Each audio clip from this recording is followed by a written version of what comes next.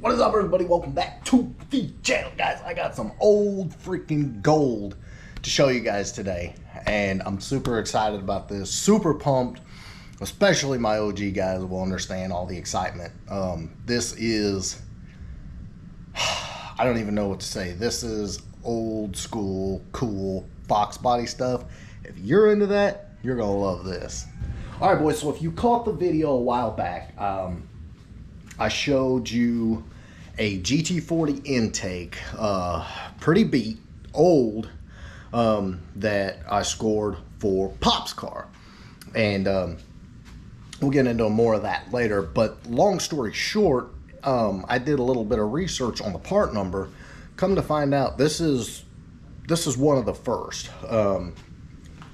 Looking at the part number, it was one of the numbers that Ford used for these motorsport parts back in 91 or 92. So when I say this thing is old, it's probably older than some of you watching this video. Not even kidding.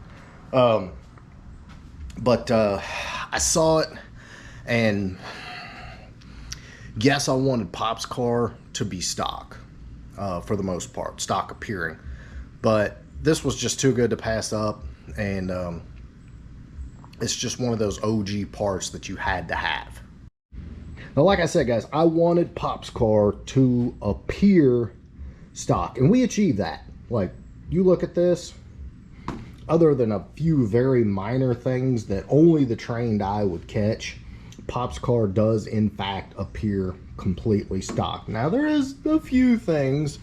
Added the mass air, did a little dyno test on that. I still have a very nice factory mass air I could put on it, but who cares? You look deep. Yeah, we got some chrome shorties on there. Just little stuff like that. You probably can't tell, but that is a 70mm throttle body. But with it being cast, it very much appears stock. So overall, we definitely achieved the goal. You can't see the GT40 3-bar heads. You can't see the roller rockers. You can't see the E303 cam that I accidentally installed. You can catch that video, it's here on the channel. Anyway, other than that, looks 100% original. So goal achieved. It needed something, especially since it had the GT40 heads and the cam, which again are old school parts. But anyway, the intake is back, and you guys are not ready for this.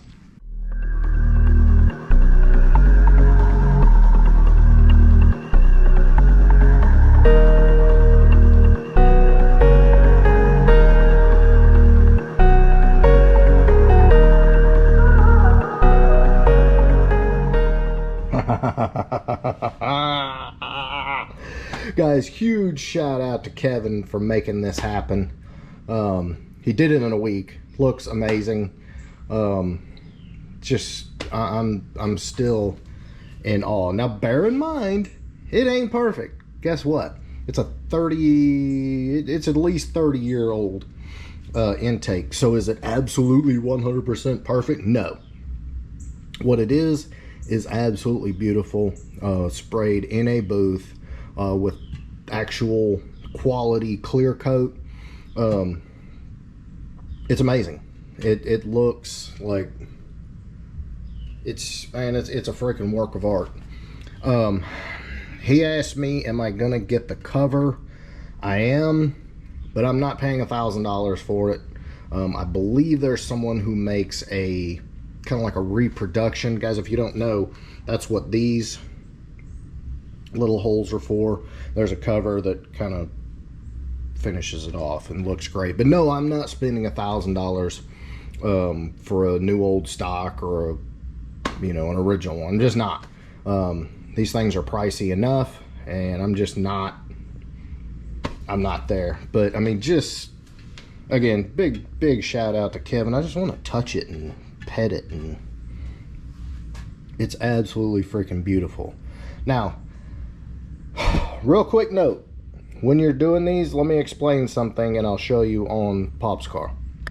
All right, so if you look at Pop's car's intake, I painted this. This is new Ford gray, It's a rattle can. You can get it at, you know, O'Reilly, whatever. Actually, I think LMR sells it too.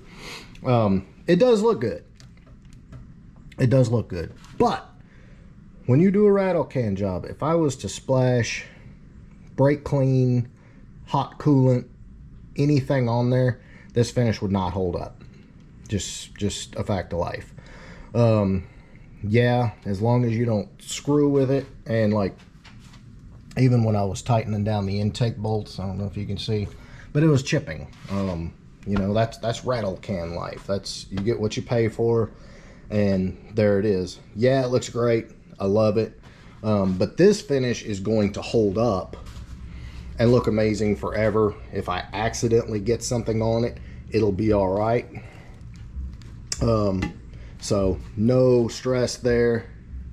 It looks amazing. Okay. Now, as far as the lower, I did that also, but if you know, you know, the upper and the lower were different finishes. The lower was not painted, just the upper and the valve covers.